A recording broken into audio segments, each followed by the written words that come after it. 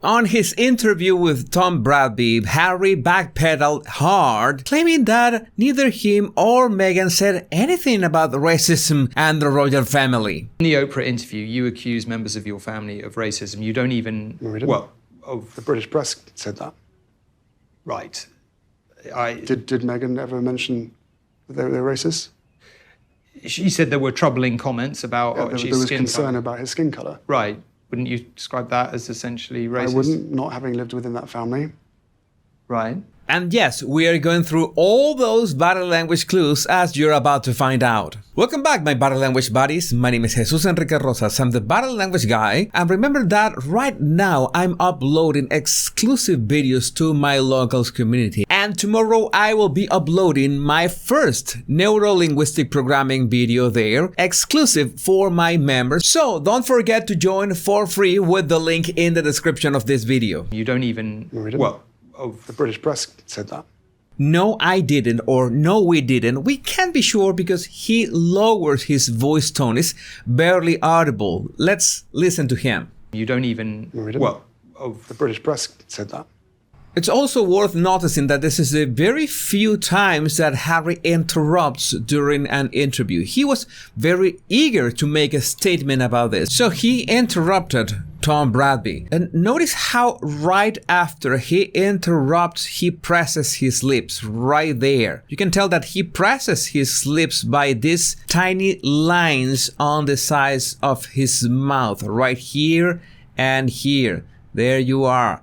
He denies no and then presses his lips. That lip pressing could be like he's uncomfortable of saying this or he's uncomfortable with the topic. But one thing that we are noticing is that he might be aware that this question was coming and he was prepared for it. Not only that, but also that smirk at the end, like, well, yes, it's a contempt smile. His mouth is a bit arched towards the left side of his face, the left side of his mouth is rising. So there's a bit of contempt in there. So you're wrong. The British press said that. We did not say that. It's also not hard to spot that he is quite tense right there. His head is straight, his neck is tense, and that neck tension is what makes the sound go so low at first. No, I didn't. No, we didn't. We can't barely hear that. But the reaction of Tom Bradby immediately after that is funny enough. He's got his eyes wide open as in, what?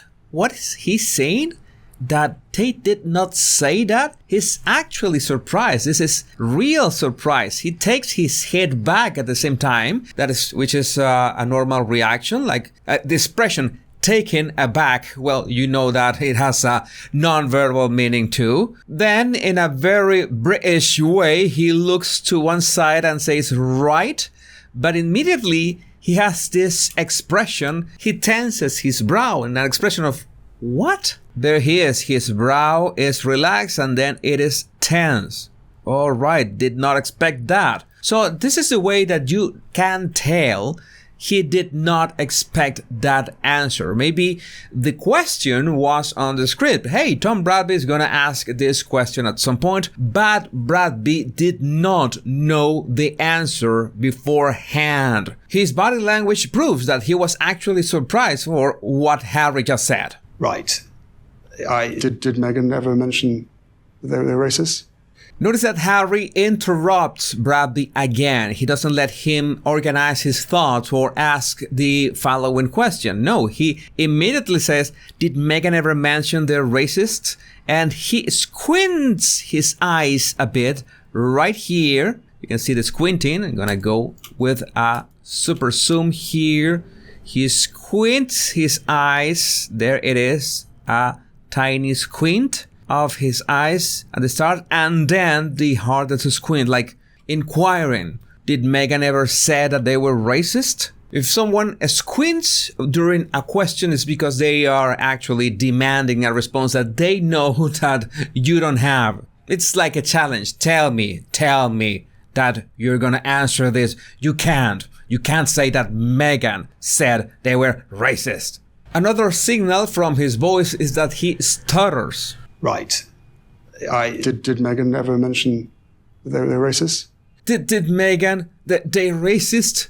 That is also a signal that he's tense, that he's nervous, that he knew that this question was coming and he had to answer it in a convincing way. I'm pretty sure that he had practiced it many times, but even so, well, his nerves got the best out of him. That also goes well with the fact that he's nervous in general. By the way, I'm sure you notice how dilated Harry's pupils are. And this moment, with the same environment and the same lighting, you can see Harry's pupils here, and the next frame you can see Bradby's pupils that are not as open as Harry's. This is Harry's, you can barely see the iris in here, and Bradby's pupil is a bit smaller. That's something that we have seen in Harry for quite some time. I don't know. Well, any theories about that, you can share them in the comments. She said there were troubling comments about there was skin concern color. about his skin color. Right. Notice that Harry says, yeah, there was concern about his skin color, and he said that, interrupting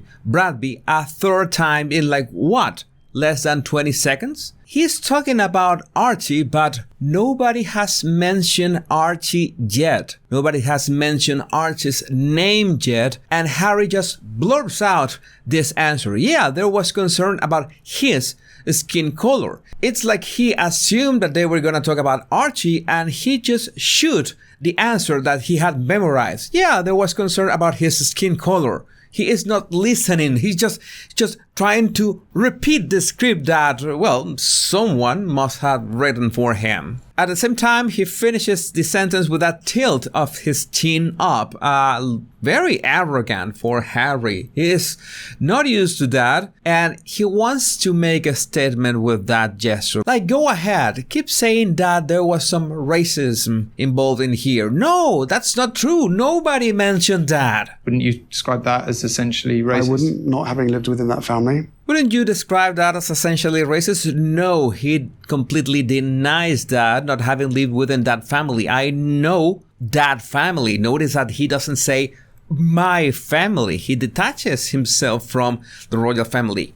That family. It's rather cold, don't you think? But at the same time, he presses his lips. There you have. There's a lip pressing right after saying that family. So we already know that Harry holds a grudge against the royal family, and we know that is a real grudge against his father and William to begin with. What took everyone by surprise if that's so, why is he backpedaling with the racist remarks 22 months after claiming that on the Oprah interview?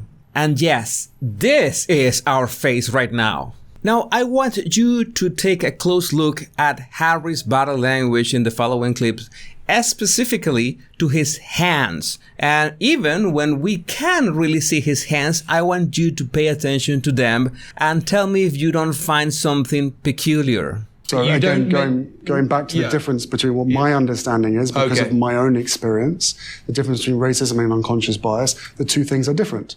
But once it's been acknowledged or pointed out to you as an individual or as an institution that you have unconscious bias.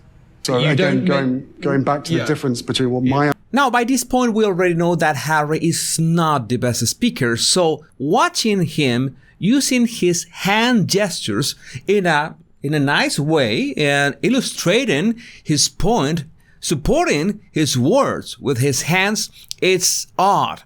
Which, well, tells us that he somehow practiced this before the interview. He knew that this distinction between racism and unconscious bias was important to explain, so he must have practiced with a coach, with a gesture coach, with a speech coach to nail it right. And further proof is how he continues to use his hands in an eloquent manner. You therefore have an opportunity to learn and grow from that in order so that you are part of the solution rather than part of the problem. Otherwise, unconscious bias then moves into the category of racism. You therefore have So Harry was really nervous about answering this question, and he practiced that, well, a lot to reduce that nervousness. And one last detail that we missed when he said that did Meghan ever mention they're racist is this one. Did Meghan ever mention they're racist? Usually our neck moves when we are talking because, well, you are articulating words and using your neck muscles. It is normal that it moves. But notice that he says, did Meghan ever mention, and he pauses and then continues, they're racist?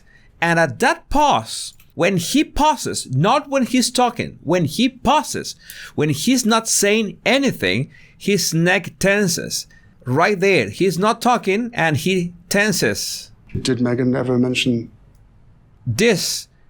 There is a tension on his neck. He is not swallowing because it's too quick a movement, but he's tensing his neck during that pause.